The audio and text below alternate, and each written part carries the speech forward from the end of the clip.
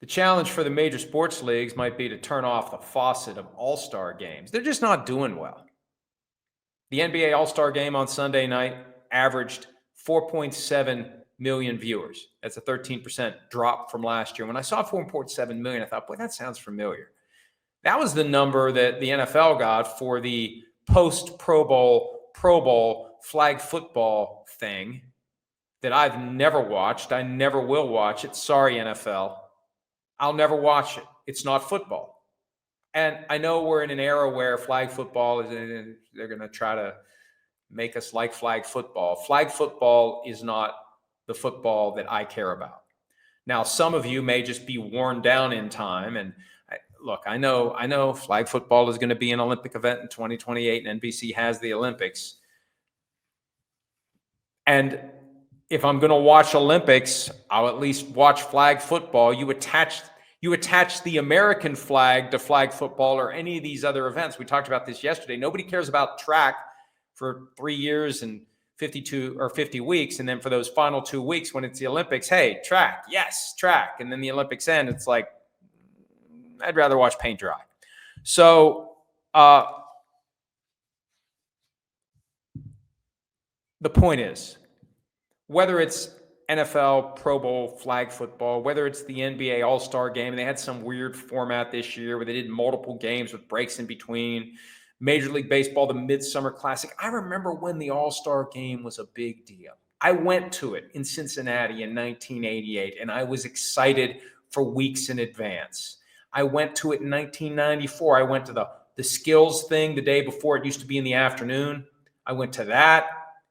And I went to the All-Star Game the next night in 1994. It was a big, big deal 30 years ago. None of them are a big deal anymore.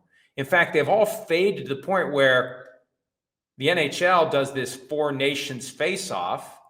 The final is tonight between the USA and Canada, and everybody loves it. Number one, because it's real competition, and number two, it adds that. There's just something about that national pride. You throw the flag on it, you throw the flags of multiple countries onto it, and all of a sudden people care. And when you see the way that hockey players will play in an exhibition versus the way that football, basketball, and baseball players will play in an exhibition. Hell, one of the big memories from the sports world for me growing up was Pete Rose just blowing up Ray Fosse at home plate in an all-star game, a meaningless exhibition. Now, there are very good business reasons for basketball players, football players, even baseball players to not go out there and risk injury. For baseball and basketball, you still got half of the season or so to go. For football, you've just gotten through an entire season and you're healthy enough to go out and play another game. Hell no, you shouldn't go play another game. And if you do, you shouldn't play it hard. It shouldn't be Sean Taylor blowing up Brian Moorman, one of the all-time great Pro Bowl highlights. It doesn't make business sense. Tyler Eifert, remember him? He was a great tight end on his way to free agency, messed up his ankle in one of the last actual Pro Bowls before it went full-on two-hand touch in full pads. It just doesn't make sense. Which makes the fact that hockey players are out there throwing their bodies around even more fascinating. So I don't know what the future holds. Because, again, 4.7 million simultaneous viewers. That's good. That's really good. In this day and age, when you can watch anything you want at any time you want, anywhere you want on the various streaming apps, everything's on demand. There are no events that pull a live audience together like live sports, and nothing like the NFL can do it. At some point, though, it keeps dropping and dropping and dropping, and you have to wonder, where's the floor at which one of these leagues says, it's just not worth it.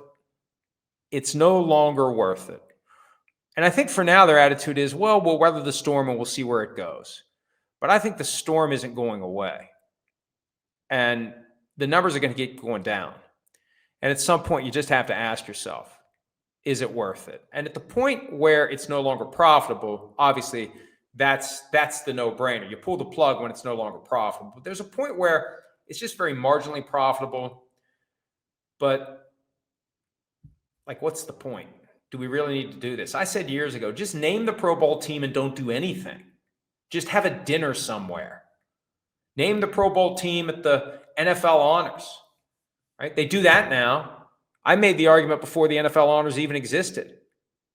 Just do that. Do the All-Pro team. Now, the All-Pro team is league-wide. You can switch the All-Pro team to AFC and NFC. More free work for the voters to do, even though the AP is presumably getting paid to put it together, but I digress. Do an AFC All-Pro team and NFC All-Pro team, name them at the NFL honors, and be done with it. At some point, it's going to happen. Because at some point, the juice isn't worth the squeeze. Hi, it's Mike Florio. Thanks for watching PFT on YouTube. Hit subscribe for the latest news and analysis from Pro Football Talk.